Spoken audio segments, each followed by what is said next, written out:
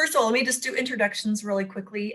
My name is June Coleman, and you can see, and I'll just be busy admitting people here, so I'll be a little distracted here, but you can see my contact information there. Amber has also joined us today, and she's our graduate assistant here in Career Services, and she meets with students virtually through on a variety of different appointments as well. Do you want to introduce yourself maybe in the program you're in, Amber?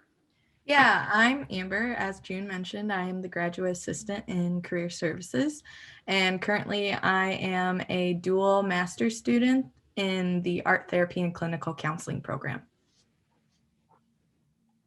Thank you. Okay, so you had asked about appointments. So let me get to that view here. This is the information we're going to cover today to get information in your hands, and we've got some handouts as well that you can virtually kind of view after the session. We're going to talk about business professional attire, just some tips to keep in mind as it relates to professional dress, but then we're going to contrast it with what business casual typically is and just some elements to keep in mind. We are going to talk in sort of gender roles for the purposes of kind of training traditional dress tips for men and traditional dress tips for women. And so we'll get that covered today. Virtual appointments after this workshop are available to you and easy to schedule. Actually, all of our services and appointments are virtual. We are located in the lower level of the Union, just below the cafeteria. And so if you want to pop in and have any quick questions, we can help you as well. But you will see our team. Amber's at home today. I'm in the office. Our team switches every single day. And so it just depends if we're remote or in the office, what our background will look like. But all our appointments will happen the same, and they're all virtual. So when you log on to Hornet 365, there's a handshake tile. You will see that. You log in with your ESU credentials and you complete your handshake profile. And then once you get into Handshake, so all students that are currently enrolled at Emporia State have a Handshake profile, and you simply need to log on and complete couple of additional fields. And then you'll click on Career Center, click on Appointments, and select the type of appointment and click Request. So you'll see all of our calendars pop up, and if you want a mock interview, you'll want to pick Interviewing as the type, and then you will pick General Mock Interview, and then just select from the calendar the day and time that works for you to do that interview. Click Request. We review those every day, and we'll approve that if that works with our schedules. And it syncs, live continuously, so it will be synced. So anyway, that's how you schedule appointments with our department, job search, mock interviews, those kinds of things. All right, so I'm going to talk a little bit about types of business attire. And we talk about business professional and business casual. So professional really is when we think about a very traditional standard interview where you're meeting with someone in a company or a graduate school for the very first time. When you are really trying to make that solid first impression, we're gonna talk about that as business professional. Now let's contrast then with business casual, and that's for casual Fridays, less formal events. 95% of companies are going to have in their dress code a term called business casual, and they define pretty clearly what that is because we've gotten pretty lax with business casual. And so companies have become really smart and defined that pretty clearly in their dress code. So those are the two kind of terms we're going to talk about. Professional dress for men. In the next slide, we'll cover a graphic so you can kind of visually see what that looks like. But a tailored dark business suit, conservative dress shirt, neat tie, shined shoes. Your belt as a gentleman should match your shoes. Modest accessories, clean haircut, iron or press your clothes. Those are just some standard tips. And remember, you really never get a second chance to make a solid first impression. So when you walk in a room, when you logged on today, you made a judgment on who I was and what I might know, right? Just based on that first impression. We make those judgments all the time. And so our dress makes a big difference. And so those are just some tips to keep in mind as it relates to men.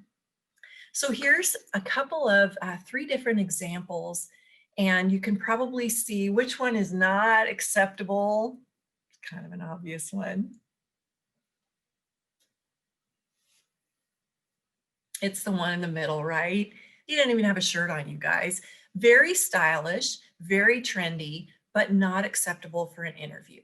But let's look on the ones on the sides. So what you can see is that suits should be purchased together. The coat and the jacket and the pants should always be purchased together.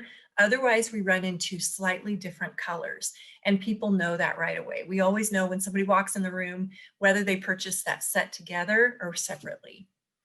You should have your professional suit tailored. Absolutely invest in a good suit. That could be $400 to $500. It's a big investment. And when you're purchasing it, you should purchase it from a retailer where you can have it tailored as well. Because we have all seen people, I've worn suits that don't fit me correctly, right? This happens all the time. And it shows our attention to detail and whether we care about what we look like or not. Always start with conservative first because you don't necessarily know your audience. So it's best to start conservative. And then once you're hired, you can take some liberties based on their dress code. But a lot of times students will say, you know what, I want to express my personality. So I want to wear really bright colors. I want to wear really loud jewelry. That's my personality. And that is great, right? If that's your personality. But the risk is your audience. When you walk into a room, it might be too loud, it might be offensive, it might be screaming much more than you want to showcase at that first moment. So just think about those kinds of things. Right, business casual, what it is and what it is not. This is important to think about. Business casual is not sloppy by any means. It does not mean that you trade your professional image for your best Saturday game day attire. Over the past 3 years, business casual has been consistently misinterpreted in the workplace. And as I mentioned, companies are becoming very clear in their dress code with what business casual represents. Now, one thing to keep in mind is if you were to attend one of our career fairs, many times the recruiters that represent those companies, if it's a younger dynamic they're trying to appeal to, they might not wear suits anymore. They're going to be wearing a company polo and some khakis. But that does not mean that the candidate should not be dressed in a suit. So just be prepared for that, that when you show up at a career fair, you might go, hey, June, you told me to wear a suit. I was the only one talking to that recruiter in a suit, right? And that's where you want to be. That is where you want to be. Again, they're trying to present a very open representation and trying to be very young in orientation, but you still want to be wearing a suit. All right. Now I'm going to turn it over to Amber. Sorry, this is still mine, isn't it, Amber? Business casual for men. This one's mine. Okay, so cotton pants with a belt, no jeans, low pants, or wind pants. Seems obvious, but it's important to point out. Collared shirt or company polo tucked in, no t-shirts. Nice leather shoes, no sandals, flip-flops, tennis shoes. We don't wear those on business casual Fridays. You typically don't wear a tie. Calf length colored socks, not white. This one's important. And if you are coaching someone on how to dress, if this is relevant to your male friends that you have, make sure that their socks are above their calf. You guys we do not want to see legs on gentlemen's, right? But below their pants. And I would say that's true of women. Fortunately for women, it doesn't have to be a skirt anymore. We can wear pants, a suit with pants, which is nice. Conservative hair and well-groomed or no facial hair, you have to shave on your business casual days too. Wear a professional watch, not an athletic watch. Folks will often ask about facial hair with men. And more, even man buns and pulling the hair back is becoming more and more trendy and acceptable. And so again, I think it's a matter of researching the organization and making sure that you know your audience before you take that risk. But facial hair, as long as it's very nicely groomed and the hair is pulled back, is more and more acceptable with some companies. Also, tattoos and piercings. Tattoos are becoming more acceptable, but again, you don't want to take that risk in the interview stage because you don't know the answer necessarily. People who hire traditional age candidates tend to be at least one generation older than the candidate. And we tend to be more conservative, right, in our piercing and our tattoo kind of philosophy. So just keep that in mind. And now I'll turn it over to Amber to talk about the professional dress for women. So for professional dress for women, it is important to have a dark skirted or pantsuit, a more conservative dress shirt, more likely just a solid color, nothing with patterns. Keep accessories and jewelry to a minimum. So maybe stay away from like a big statement piece necklace, but maybe just like a small dainty if you do prefer to wear jewelry, and just some simple, maybe studded earrings rather than like large hoops or dangly. Use a natural color when doing your makeup. So what I learned is the inside of your lip is the natural lipstick color you should use. I did not find that out until this year. Thought that was very interesting. Little to no perfume is preferred, especially if you're interviewing in person. You don't want to overwhelm the interviewer with a smell that may be like cause them to sneeze or something. So always err on the side of caution with that. Skirt length should be no more than 1 inch above the knee. High heels should be 1 to 2 inches high. If not, wear flats. If you're interviewing in person or at a career fair, you want to have comfortable shoes as you'll be standing, walking around a career fair. And just, I always err on the side of caution with flats because I'm able to walk in those more comfortably than I would in heels. Avoid a sleeveless suit jacket, but sleeveless undershirts are okay. If you're like me, you get pretty warm when wearing a blazer. And so having a sleeveless tank underneath always makes me feel more comfortable so I don't feel overtly hot. And make sure hair is pulled back and out of your face. You don't want to be touching your face during the interview or like messing with your hair. If it's pulled back, you're less likely to do that. Here are some examples of more conservative suits. So the one on the far left is a good example of a pantsuit. The red one is one to avoid in interviews, as you want to dress more conservatively. We're not against color. It's just you may want to start out more conservative with just a neutral suit color, dark suit color.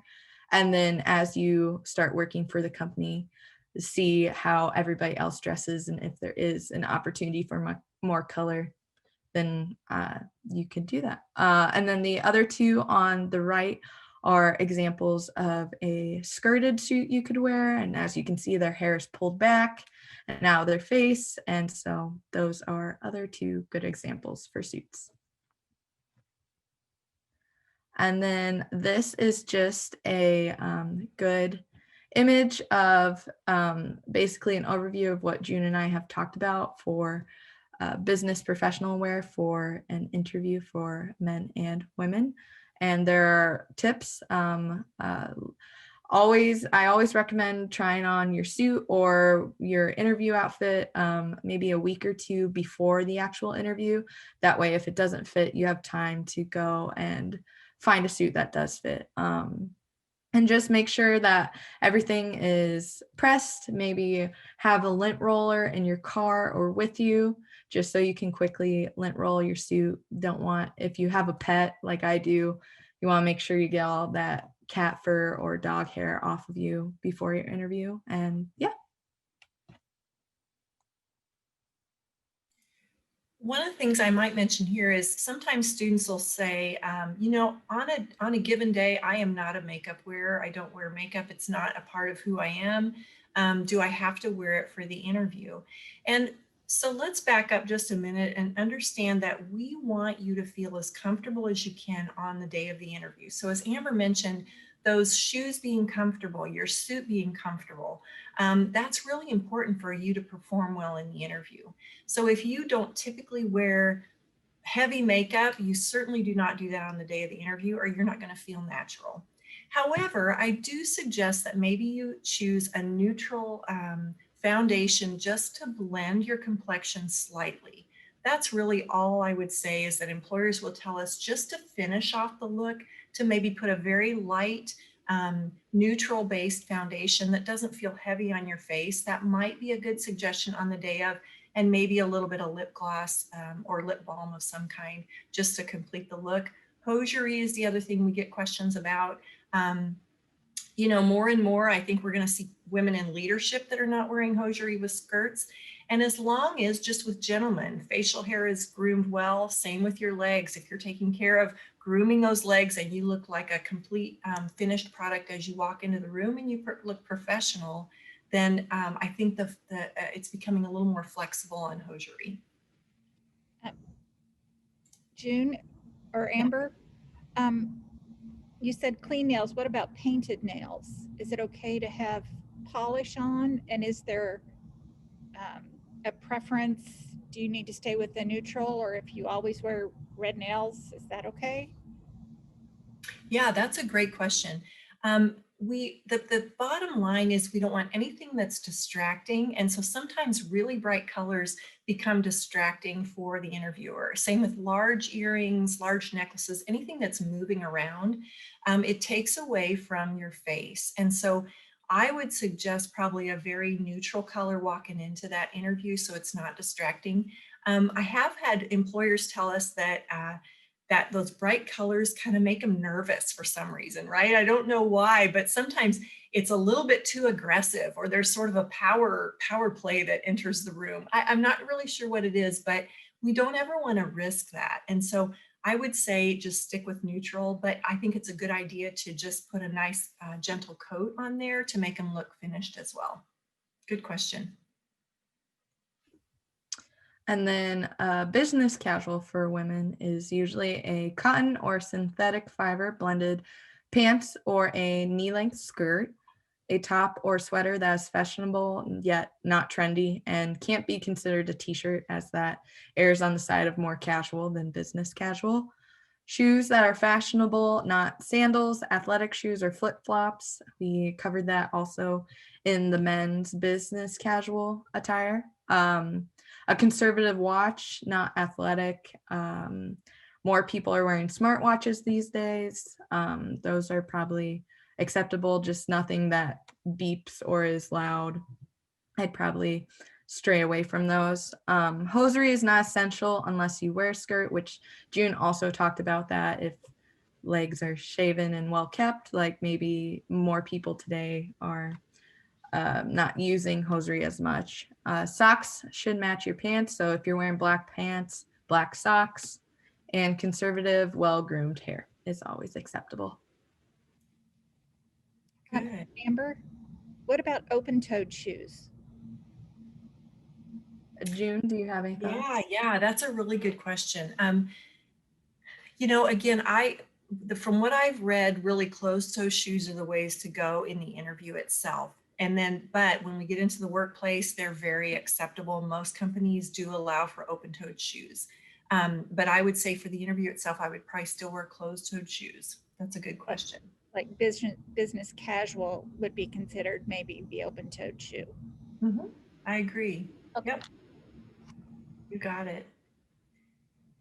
And then we also have just sort of tips for important at any level, that your clothes are clean, that they're ironed and pressed, suits are in good condition, clothes fit properly. Hygiene is extremely important. So I have teenagers in my house and boy, I talk about that every day. Hygiene is important, right? And remove facial piercings. The standard rule of thumb is for women, 13 accessories is kind of the magic number. 13, but it includes things that we want to think about. So my glasses count as 1, right? My watch counts as 2. My name tag counts as 3. Basically, that adds up pretty quickly. For piercings, I would remove anything that's a facial piercing. But women, we can keep even 2 small sets, as Amber talked about, very small, subtle sort of earrings. I think that's fine. Cartilage clear up here, I think those are okay, quite honestly. But again, just subtle and maybe something that's not very obvious. Certainly nose, eyebrow, tongue ring, all that stuff comes out for the interview. Now, once you're hired, take a look at that dress code and you might be able to throw all those things back on. But you really don't want to take the risk if that's not acceptable to that audience. Anything else about that? Any questions you have about accessories or hygiene, anything like that? Okay. When we talk about an interview, walking into the interview room, we also recommend that you bring a professional portfolio of some kind with you. And there's a couple of reasons for that. One, it really completes the look, but two, it gives you a great security blanket so that you've got something to hold. You can put business cards in your portfolio. You can actually take notes throughout the interview, very small notes. You don't want to take notes like you do in class, but just jotting down information. We encourage you to do that. So let's say at 9 a.m., the interview goes till 3 p.m. At 9 a.m., someone mentions a program that you want to come back to later in the day and ask more questions about it. Jot it down, right? So it's right there. You've got it at your fingertips. This also allows you to bring in extra copies of your resume. So throughout the day, you can offer that extra copy of a resume to people that might not have it. Shows great preparation. And finally, it allows you to put closing questions in that portfolio. So always at the end of an interview, you want to ask closing questions of the committee. Now, it's really hard to remember those questions all day long, and you shouldn't have to memorize them. I encourage you to type them up, put them in your portfolio. So at the end of the day, when the supervisor says, now, what questions do you have for us? Then you pull them out and you have them right at your fingertips and you can ask those questions. And they think to themselves, wow, this person spent some time thinking about their questions. They typed them up, they're well prepared. For you, you don't have to memorize them. You don't have to think about them during the interview. So that's really important too. If you're in teaching, as you can see on this slide, bringing in work samples, bringing in your portfolio. If you are, like Amber in one of the fine arts areas, and you wanted to bring a couple of examples of your work that they can visually see, that's a great time to include those and pull them out to demonstrate your solid work ability. Same in all the creative fields, marketing, teaching. Anytime that you can kind of demonstrate your work, that's a really good idea as well. So that's what we recommend to bring with you at the interview. We do a whole nother workshop on how to prepare for the interview itself, when to show up, what to do before the interview, during the interview, and after the interview. If you wanted to set up a mock interview with us, then we can kind of go through those tips with you as well at that time. Or drop us an email too. You can certainly do that as well. So that concludes the pieces of the content that we wanted to make sure and cover today in our workshop. We wanted to make sure and go through professional dress for men and women both. We wanted to distinguish it between professional dress and business casual, so you kind of had a good idea of what the difference was. And then also to connect you with how to follow up with Career Services. If you have follow-up questions or need to connect with us, you certainly can do that. Our contact information is here. Again, Amber is on the call here, and I am as well. You feel free to drop us an email if you want to. We'd be glad to answer any follow-up questions you have. We'll go ahead and hang on here. If anyone wants to stay on the line, we'll be glad to answer any questions you have.